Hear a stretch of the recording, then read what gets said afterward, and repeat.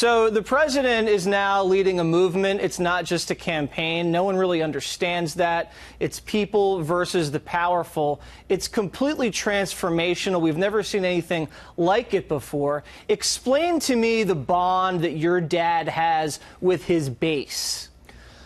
Listen, it's incredible. We got there, Orlando, early that morning. People had been camping out for 48 hours. And I don't mean 2 or 3 people in a tent. I mean tens of thousands of people. There was a thunderstorm before they started letting people in, full-on torrential downpour. And we didn't lose a single person. They're out there in the rain and the heat and the humidity of Florida in the summer, and you didn't lose a single person. I mean, it was truly spectacular. When I look at the competition, when I look at the people we're up against, you know, they're lucky to put 7 people into a room when they're paying them to go. I mean, you just can't compare them. And it really is a movement because he's the first person and first politician in modern history who doesn't really need this job. Right. He had a pretty darn good life. He could have stayed at home, done all of that, but he chose to jump into the swamp and take on these people, and he's doing an amazing job. He's delivering on all of the promises that he made in 2016, something else that's rather uncustomary for our politicians to do, to actually do the things you said you were going to do. And you could see it. You could feel the love in the room. How do you think your father tapped into that? Because we know he was a big-time developer in Manhattan and all over the world, for that matter, for many, many decades. He works with people who work with their hands, you know, electricians, people that work with steel, with concrete. He's really given a voice to those type of Americans, the forgotten men and women of this country whose jobs were shipped overseas and felt like the rest of the political establishment wasn't listening to them. How do you think he formed that bond over the course of his career?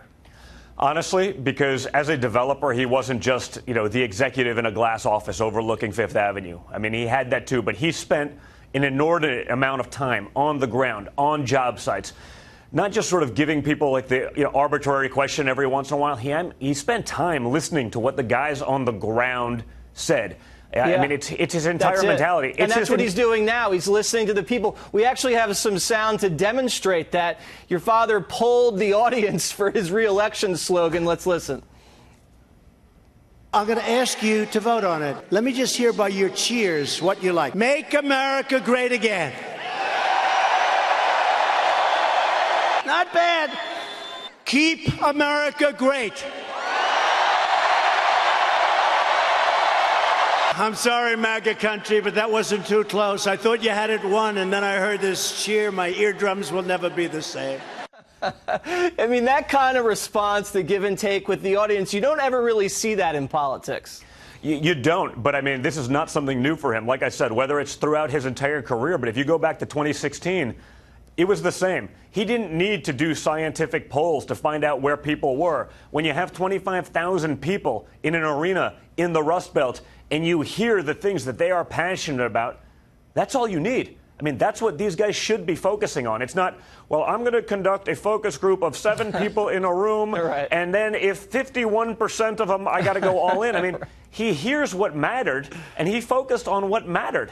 Yeah, I think wasn't it the Clintons that took a poll to determine where should they spend vacation? I don't think your father does that. No. The media, to me, was totally disrespectful of this speech. You have an incumbent president officially launching his candidacy to run for re-election in prime time in front of 20,000 in a key swing state in Florida. And they don't really seriously analyze the themes, the rhetorical flourishes, how he's framing the issue. Let's watch how they tried to denigrate your dad and the audience. Listen.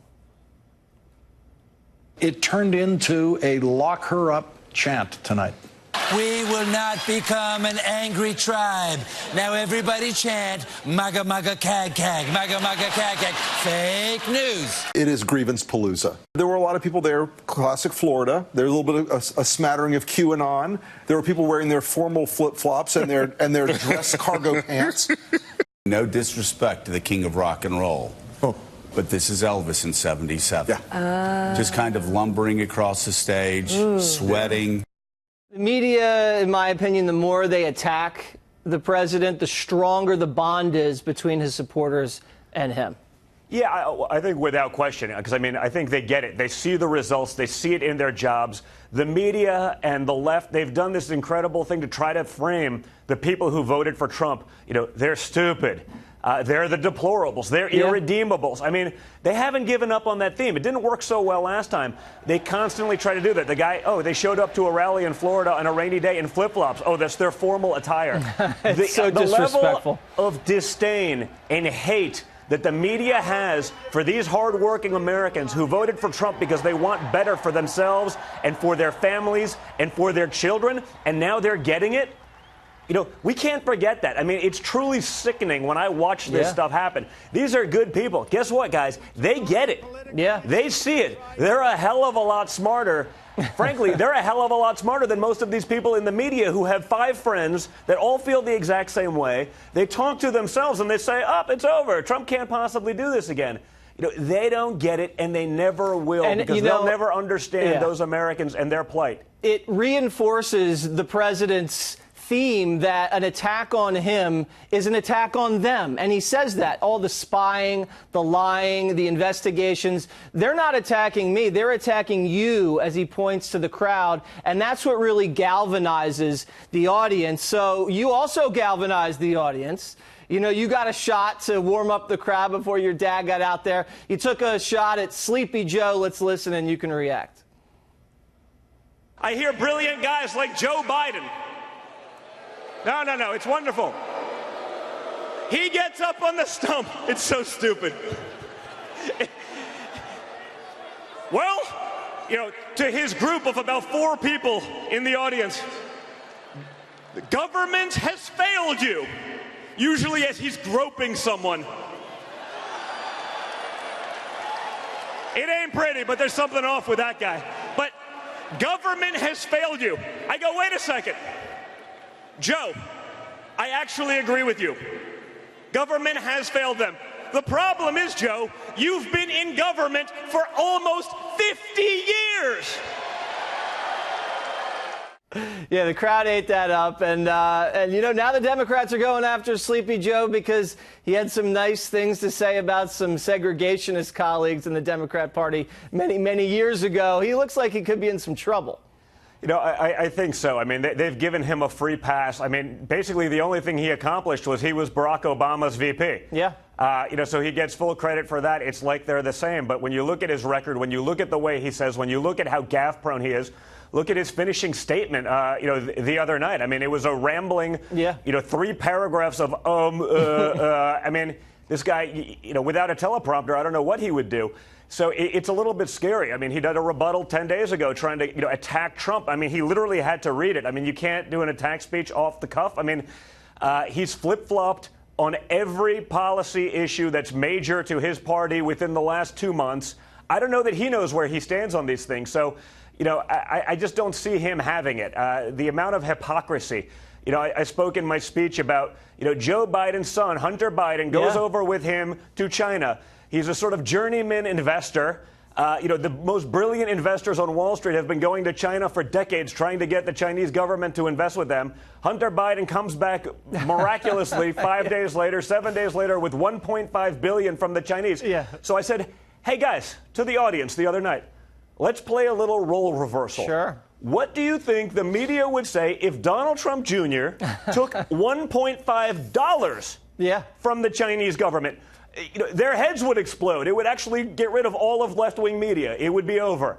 It would be over. But Joe Biden's son, while he's VP, can take $1.5 billion, and it's like, no problem. By the way, now, that's just one of many problems. He's getting a free pass. Now, the way you got up there beforehand, it was you and then Pence and then the president.